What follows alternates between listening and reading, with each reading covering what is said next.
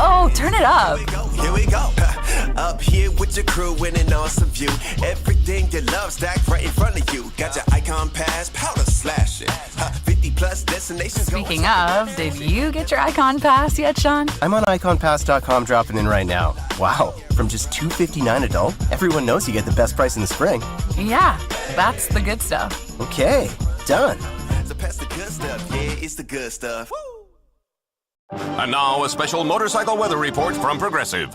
And today expect mostly sunny conditions with a high on life that can only come from cruising down the road on two wheels. Kids will wave, dogs will bark, and cyclists in padded shorts will instantly regret their chosen mode of transportation. Whereas you, on the other hand, will look super duper cool. Back to you in the studio. This has been a special motorcycle weather report from Progressive, where every day's a beautiful day to ride with coverage from America's #1 motorcycle insurer. Get a quote today and see what you could save. Progressive Casualty Insurance Company and Affiliates.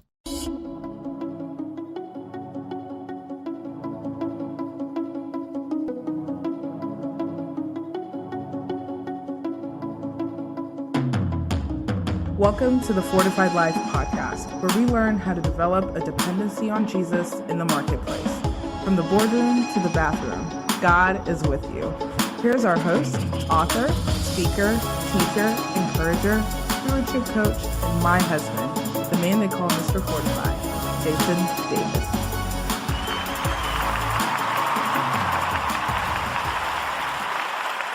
Hey, what's going on, everybody? Welcome back for another episode of the Fortified Life podcast. I'm your host, Jason Davis, aka Mr. Fortify.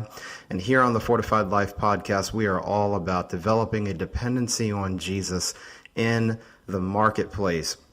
I got to tell you, ladies and gentlemen, I'm really excited about this episode today because this particular guest is somebody that my wife and I have followed her journey for a long time. We'll get into that with her. So this is really special for me, and I know for sure God moves in her life. That's evident by everything that's happened with her very recently over the last year and a half. But before I bring her on, let me introduce her to you. Christy Wright is the #1 bestselling author of Business Boutique, Take Back Your Time, and Living True. She is a certified business coach and speaking coach, and she loves to help people push past their fear to do things scared. Christy is the host of the new podcast, Get Your Hopes Up, where she encourages people to get to know God, get closer to Him, and get their hopes up again. Christy has been featured on the Today Show and Fox News, and in Success, Entrepreneur, and Women's Day magazines. Whether she's running around on stage or running after her kids, Christy makes the most out of life and loves to help others do the same. Christy lives in Nashville, Tennessee with her husband, Matt, and their 3 children, Carter, Conley, and Mary Grace. Ladies and gentlemen, welcome to the Fortified Life podcast, Christy Wright. Hey, thanks for having me. I'm so excited about this. Absolutely, Christy. It's awesome to have you on the show. Christy, we read all of that in your bio, and God has graced you to do a lot of things. But we know specifically over the last year and a half, God has really had you step out into something new. So just chronicle some of that journey for us, what's happened over the last year or two. Yeah, it's a wild story for sure. You know, it's funny. I'm in a small group of women that are going through Discerning the Voice of God by Priscilla Shirer, the study. I did the study years ago. I couldn't remember when, and have read the book. I just love that study. And so I pulled my old book out and I was going through it in May of 2021. And I was writing all about, her first chapter is all about obedience. And it's like, you've just got to obey. And I got notes, Jason. You just got to obey. Just like Abraham, God called him to leave everything. You got to obey. I had no idea.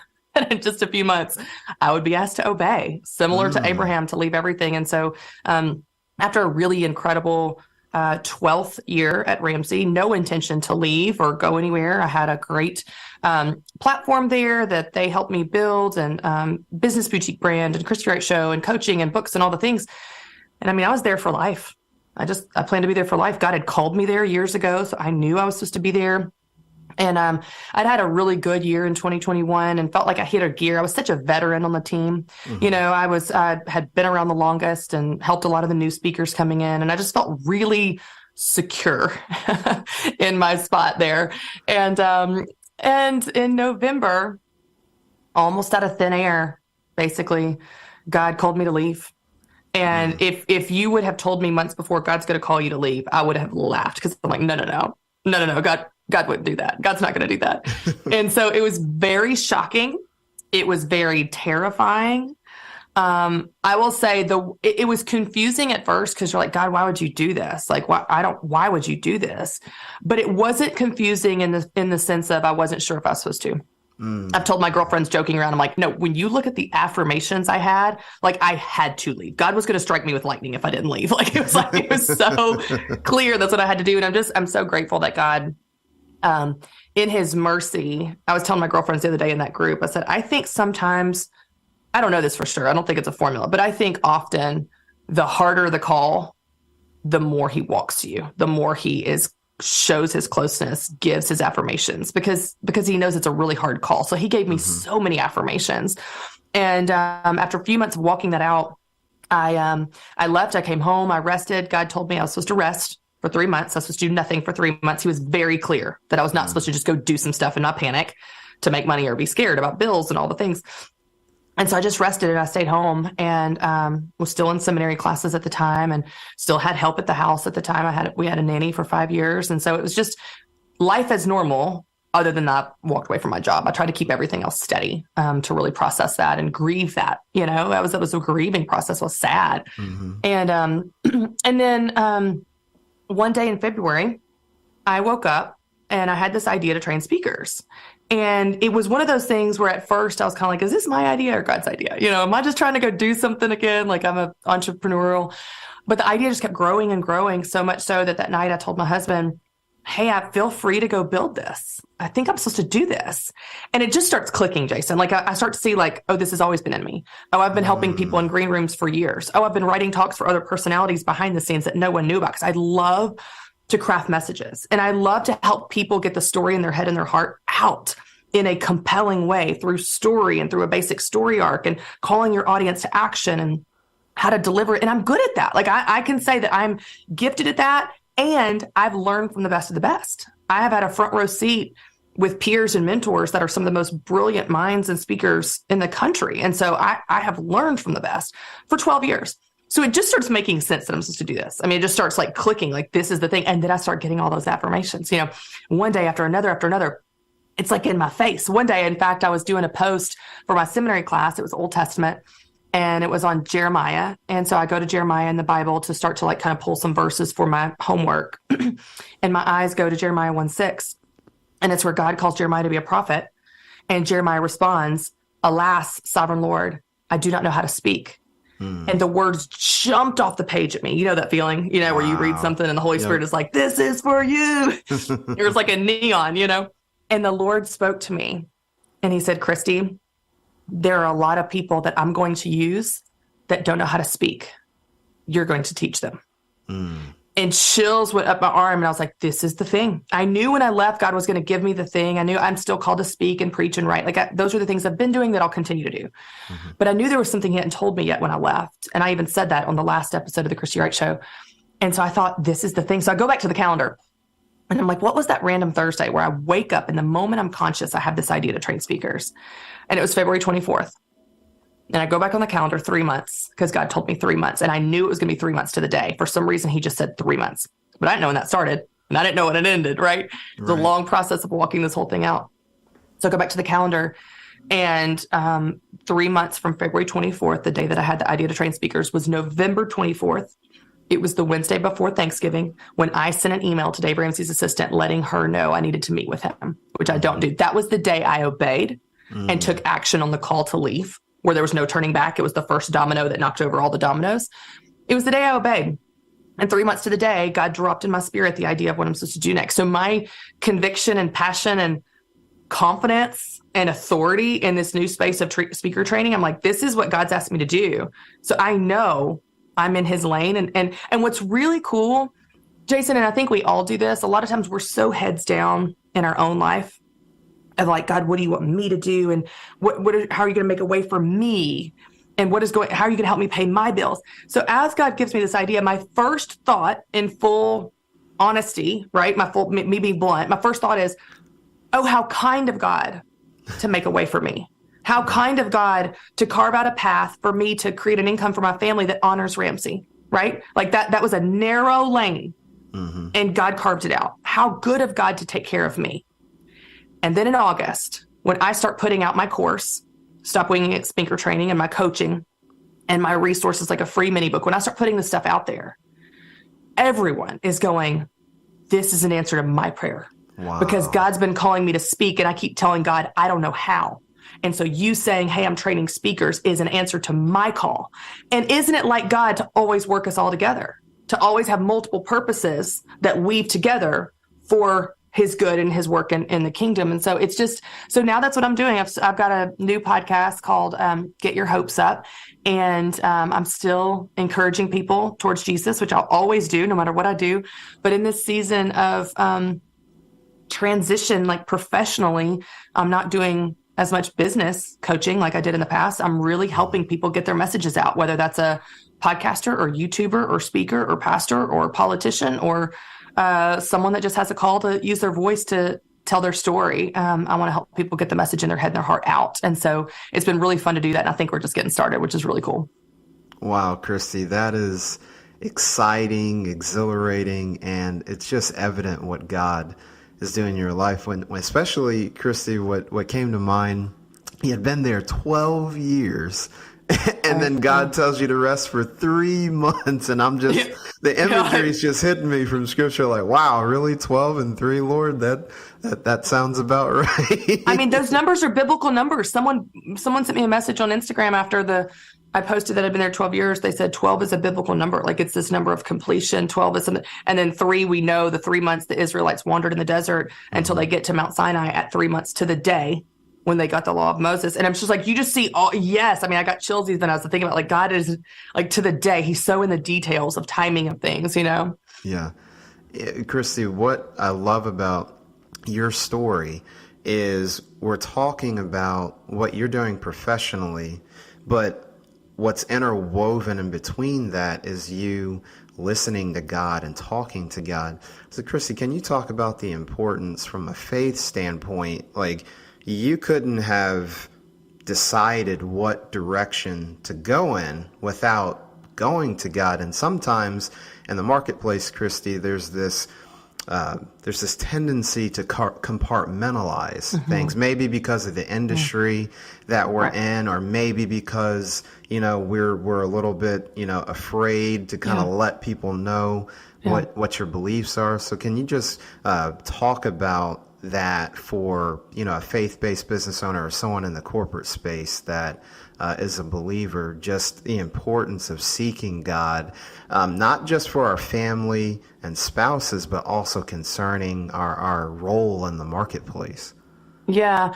I like to dig into sometimes why we do what we do. And I get that because you're exactly right. People do that. And so then I just think like, okay, why? Like, why do we compartmentalize? Why do we think that God is not concerned with the affairs of our business or our career or our promotion or our bills or our mortgage or what? Like, why do we think that? I'm like, okay, on the one hand, we think that maybe God's too busy. Like he's just too concerned with healing cancer. He doesn't actually care about the tactical, practical affairs of our life, which we know is not true. I love the quote by, I think it was Elizabeth Elliot that said, if you believe in a God that controls the big things, you must believe in a God that controls the small things. It is we, of course, to whom things seem big or small. And if anybody listening right now has never experienced God interfere in a holy, supernatural, incredible way with the practical affairs of your life, challenge him. Ask him to show up in that meeting that's coming up today. Ask him to show up for that house you're going to put an offer on. Ask him to show up for something so tactical, a bill that needs to be paid. And then when he does, you will learn something about his character and it will bolster your faith, and you will learn to go back to him for the practical needs of your life, because believe it or not, he actually does care about the practical needs of our life, of our lives. The second thing that I think that keeps us from keeping God out of things is we think arrogantly we can do it better. Right. We're like, okay, God, I know you're God and all, but I don't know if you know, but I'm really good at solving problems, or I know my industry. Like you see this since the beginning of time. You look at the Bible and you just go like, the pattern in the Bible is just how arrogant people were, like how they thought they could do it better. They could do it without God, that they knew something God didn't know. They had some problem God couldn't solve. The Israelites whine and complain over and over and over again. And then we look at them and go, y'all are idiots. He was faithful to you 100 million times and you're doubting him on the next day. And then I go, oh man, that's me, right? Isn't that me? It's like he's faithful my whole life. And they're like, oh God, I don't know. What about this year? And so I think that if we can just root ourselves back in the truths of God, and that's the truth we learn from Scripture, the truth we look from our history of his faithfulness, we can go, okay, he's God and I'm not. And he knows everything and he can do anything. We either believe that or we don't. Yeah. We might stitch it on a pillow and then in real life, we don't go to him for anything. I just right before we hopped on to record this, I recorded a reel on my phone and saved it as a draft to finish editing after our conversation. But I said, you know, it's January, end of January at the time of this recording, and you've already given up on your goal. And it's not because it's not a good goal. It's not because you're not hardworking. It's not because you're lazy or unmotivated. It's because you don't see how it's possible. And the reality is, with God, anything is possible. How did God respond to Sarah when she laughed at the promise because she doubted him? He said, is anything too hard for the Lord? Right. And so I just encourage people to go, no, remind yourself of who God is as you see his attention to detail and his involvement with the affairs of the world through history in the Bible, and consider that he might be able to be that involved with you and challenge him. And I don't mean like test him in like an arrogant way. I mean like go to him and go, God, I've got you in a box. And in this box, you don't help with these things. So I want you to bust out of this box I've put you in my mind. And I want you to help me with this parent-teacher meeting with my child, or this goal that I have, or this bill that I need to pay. Like, will you show me how you care about those things? Because I'll tell you, let me tell you one story as an example, okay? One story. Because sometimes for me, Jason, what I do is I have to get to a dead end before I go to God. That's just true. That's still real time. I'm so hard-headed. I'm going to do it myself. I think I'm really smart at solving problems, and I just like it's a last resort, even though we know it shouldn't be, blah, blah, blah. So this was years ago, okay, at Ramsey. This is our old Ramsey story. Years ago, when I was very first getting started, we knew that I was going to help women start businesses. That was the story of my mom. I was a business coach, yada, yada, yada. And so I started doing research on women in business, and we're trying to figure out what to name this brand around business, women-owned businesses. But they're like, we've got to figure out to come up with a name and a tagline, logo, and all that kind of stuff. And so Dave had kept calling it, because I did research and I was starting to understand the psychology of these women. And Dave kept calling it boutique business. It's like a little boutique business. It's like a, small business boutique business. But I was like, we can't call it that, because people are going to think it's for businesses that are boutiques only, that sell clothes and candles and gifts, right? Like I was like, this is much more than just a boutique. Who's going to tell him that it can't be that? But I didn't have a better idea. So I was like, I'm not going to tell him it's not that until I have a better idea. And I didn't have a better idea. So we did research, and we asked a question in the survey that 13,000 women took, and it said, what phrase do you identify with most? Small business, side business, home-based business, hobby business, micro business, mompreneur. Micro business and mompreneur didn't rate at all. The other four, small, side, home, and hobby, were all exactly equal. But here's what's interesting. They were not interchangeable. So the woman that ran a small business, she was like, this is not like a hobby. This is not a side business. She was offended by the other titles. A woman that ran a hobby business was like, I mean, this is not a small business. This is just this little thing. Like, it's just it. But I'm like, I know this is for all of you. Right. So how do I talk about this thing in a way that is for all of you, when all of you are having this identity crisis? You all think you're different, and you don't identify with these other terms. And Dave just kept calling it boutique business. And so I'm at the dead end. And so I get to that dead end, and I do what I do when I get to dead ends, and I pray. And I'm sitting in my bed. I'm like, Lord, we need a name for this thing. Dave Ramsey thinks it's going to be boutique business. It cannot be that. I think they've already bought the URL. I know it cannot be that, because we're going to isolate everyone that's not a boutique. I need a name. And God said, flip it. It's the business boutique. You're not describing them. You're describing you. You are the place that people come for all things business. God gave me the name. So if you don't think God cares about the details of your business or your finances or your ideas or your project or your new hire, he does. Would you just ask him? Because his ideas are so much better than our ideas. And as scripture says, his ways are above our ways. His thoughts are above our thoughts. So if you want to tap into supernatural power and ideas that are better than anything your teeny brain can come up with, pray about those things and watch how God shows up, because he will. He absolutely will. I love that story, Christine. I can definitely identify on a lot of that, whether it's naming conventions or ideas, or I call them Holy Spirit downloads in the moment, just supernatural insight. And that's very real day to day if we would just trust him and spend time with him. It's amazing. It's funny. As we were talking about us leaving, Ramsey, one of the right before I left in like beginning of November of 21, I had an all-day planning meeting with my team to plan out like the next 2 years, because for the first time in my life, everything I'd ever done had wrapped up and we had a clean slate. I just kept saying, I got a clean slate. I got a clean slate next year, because that never happens. Everything had a perfect bow on it. And it was time to plan the next 2 years, because we always plan way out.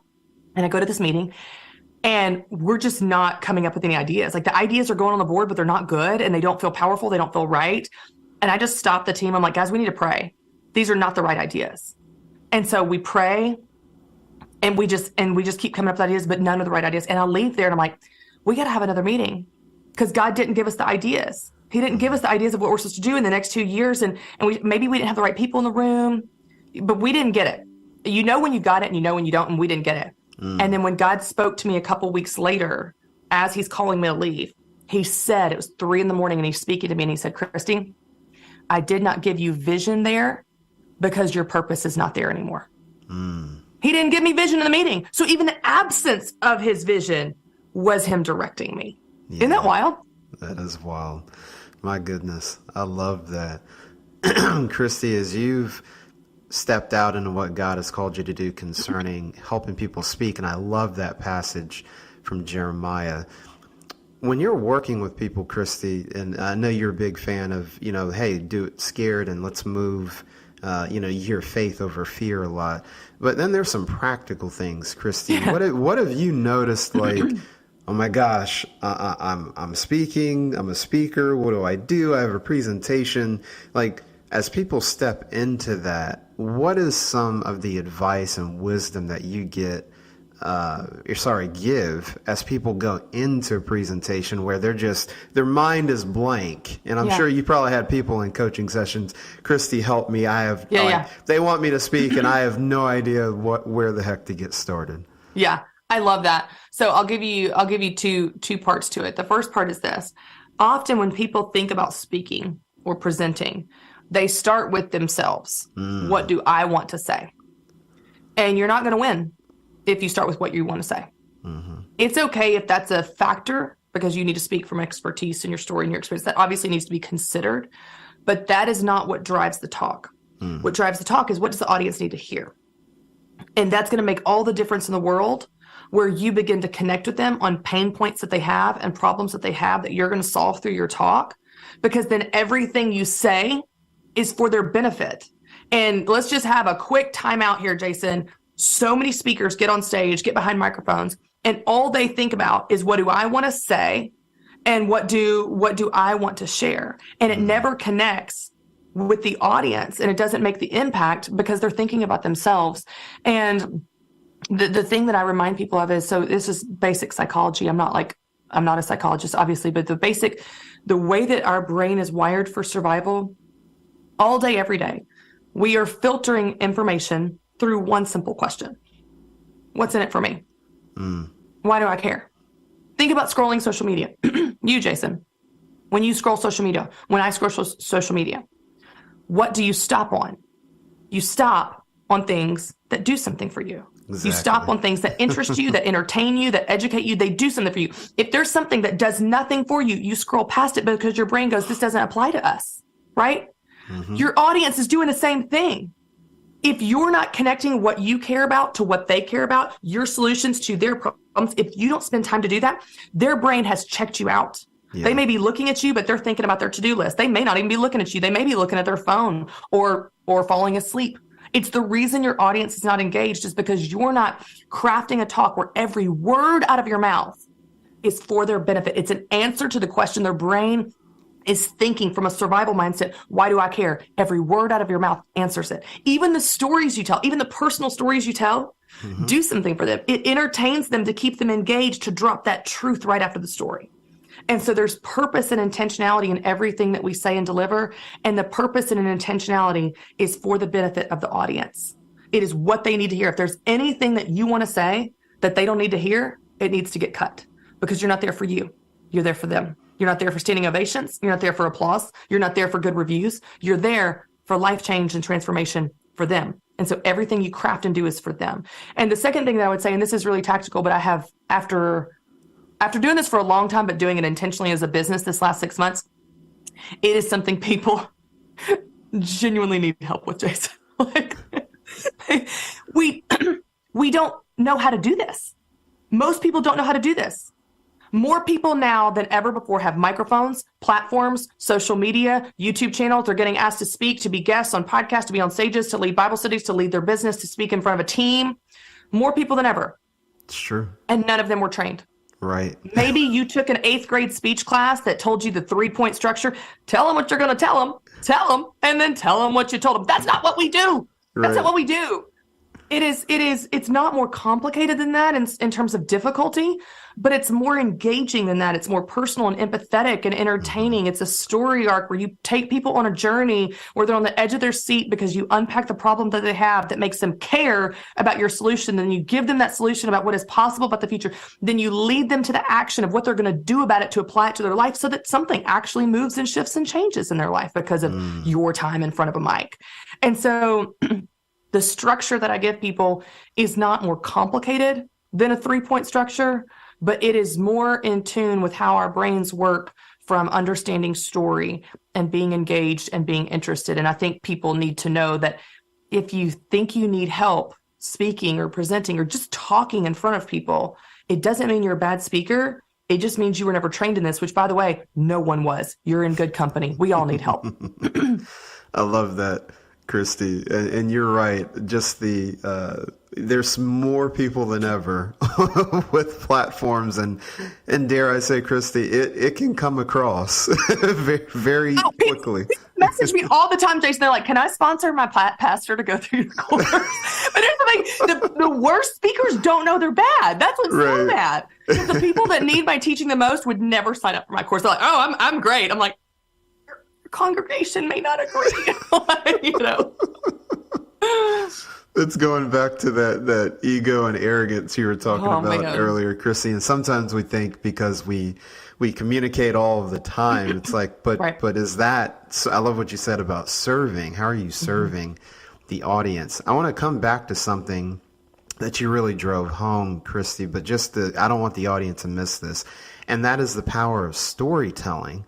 So just talk about, and I know you're a great storyteller. I love many of your stories, what we're talking about today and over the years. But can you talk about what is it that humans just connect so much with story? And then what is the, when you're figuring out how to put a story at a certain sequence, just what is the importance of that when you're doing a presentation or a talk?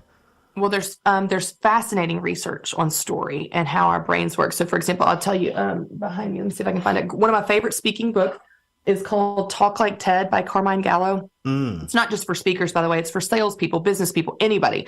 And he teaches you and unpacks what are some of the most effective techniques of the highest rated TED Talks in history.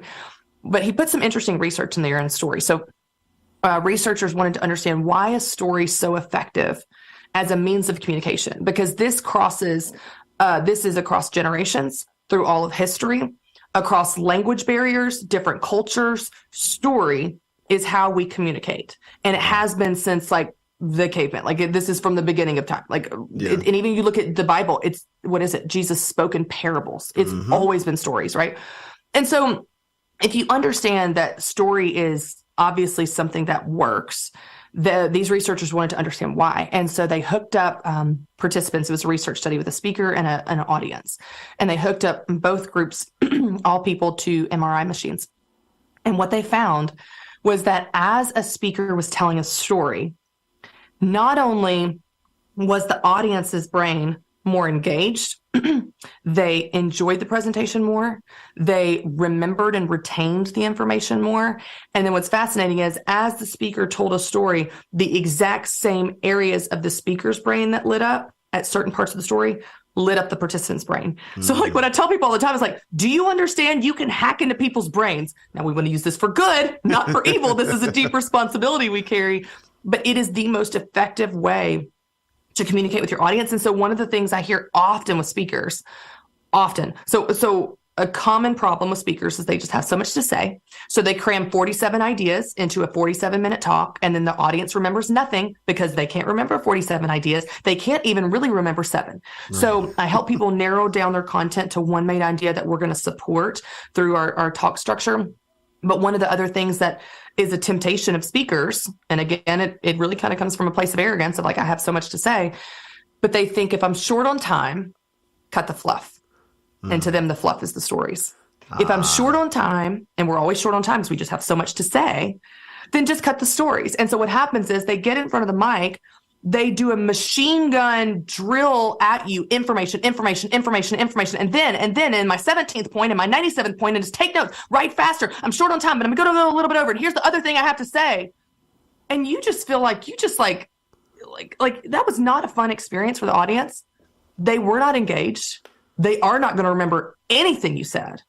And they did not have fun in the process. Whereas you could take one point, and you could spend 45 minutes unpacking this point. And you tell a story that sets up this point, and you highlight a problem that this point is going to solve. And then you unpack the possibilities of the solution of this problem. And then you give some simple action steps on how to apply this solution. And they walk out and they know exactly what you said. For example, I did a little just trial to test my theory on this, which I know it's true, but I just thought I'm just going to practice this.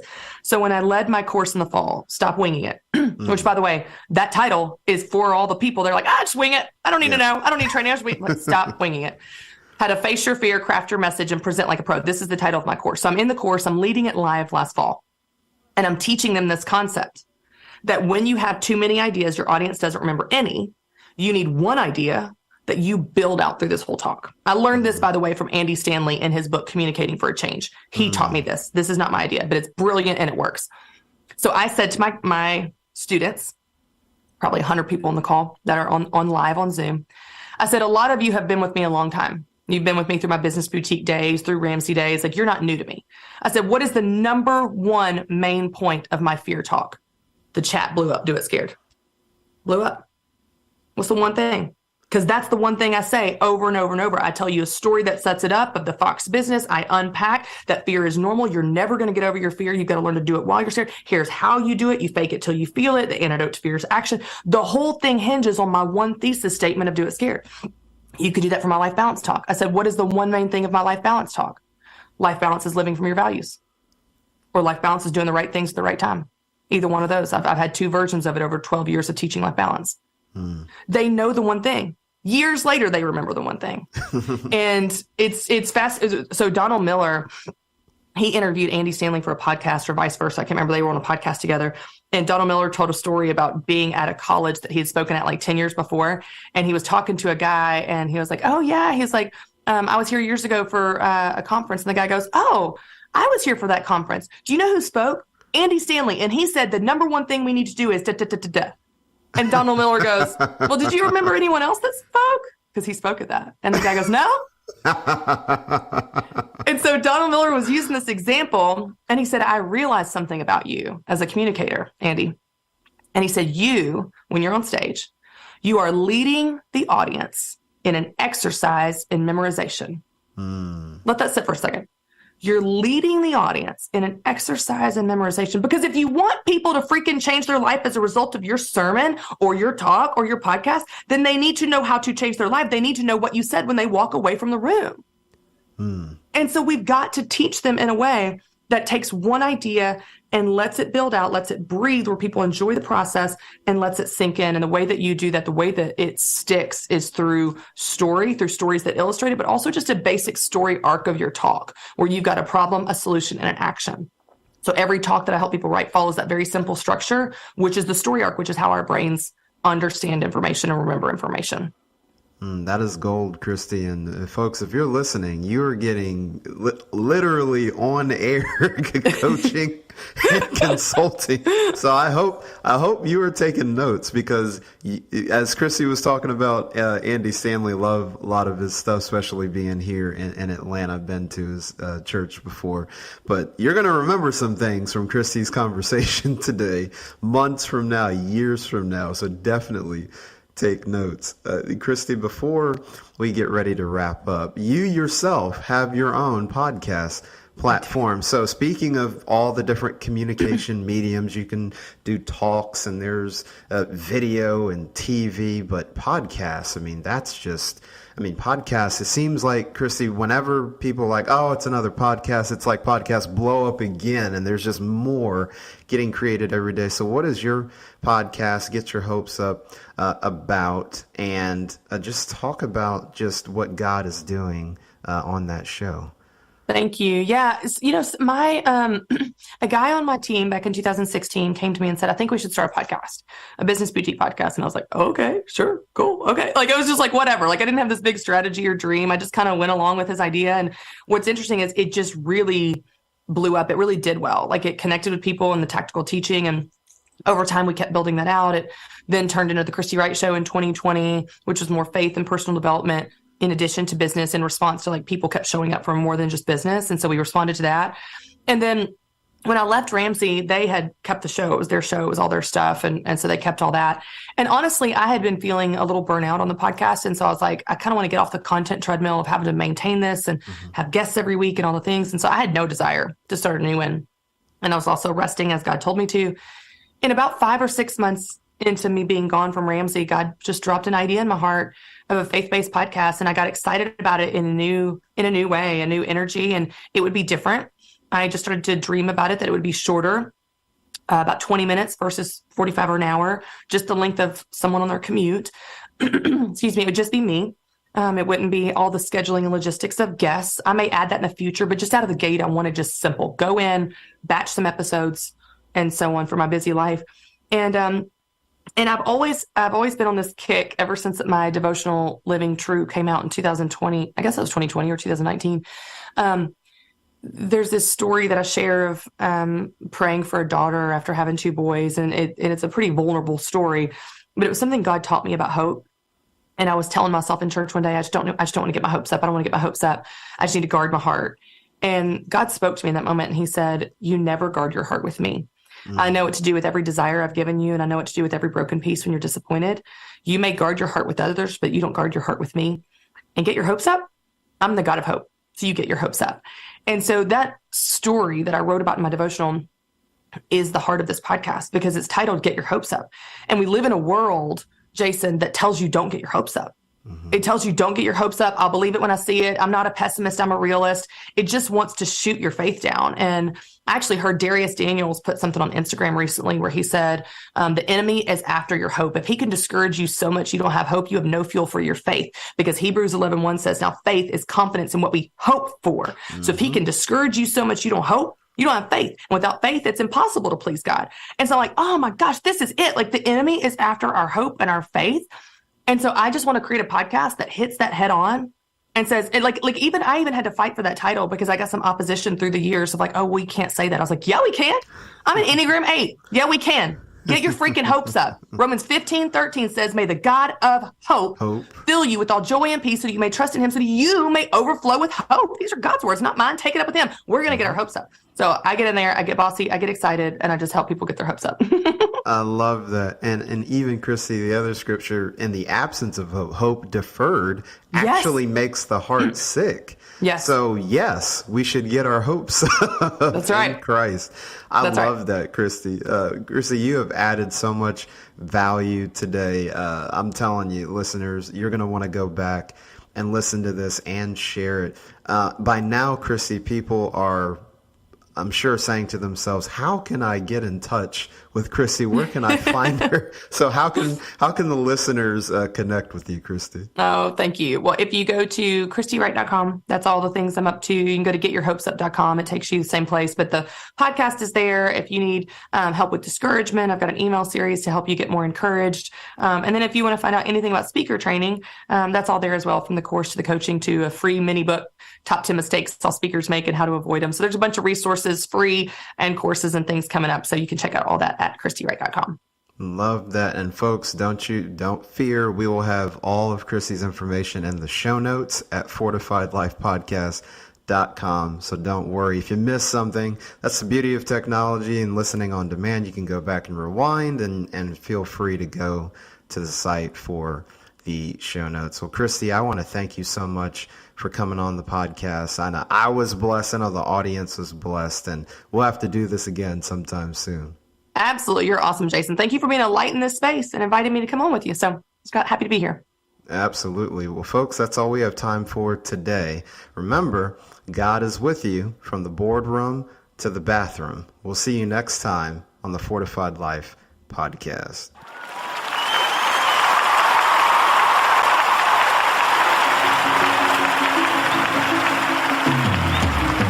Thank you for listening to the Fortified Life podcast. You can catch us live on Wednesdays at 8:30 p.m. Eastern Time and on demand. Check out fortifiedlifepodcast.com for more details. To learn how to live out your faith in the marketplace, grab a copy of Jason Davis's book, Fortified, Being Rooted in God's Plan for Work and Business. Available on Amazon. Wendy's 2 for $6 lets you mix and match some of our best items, like Dave Single with a 10-piece crispy nugs, medium strawberry lemonade with a spicy chicken sandwich, spicy chicken with a Dave Single with a strawberry lemonade, strawberry lemonade, if you're into that. Chicken Sam, crispy nugs, strawberry lemonade, Dave's, nugs, Sam. Whew. Pick what you want at a price you want. Choose wisely. Choose Wendy's 2 for $6. For a limited time, price and participation may vary at U.S. Wendy's. On the card only. Single item at regular price. Progressive presents Adjusting to the Suburbs. I never thought about space in my cramped apartment, but in this house, all I see is empty space. The sofa and ottoman look like tiny islands in a sea of hardwood floors. I could get 2 ottomans in the living room, but then I'd need another sofa. I could tell people I'm into minimalism. Anyway, when you save with Progressive by bundling your home and auto, that's the easy part of adjusting to the suburbs. Progressive Casualty Insurance Company. Coverage provided in service by affiliates and third-party insurers.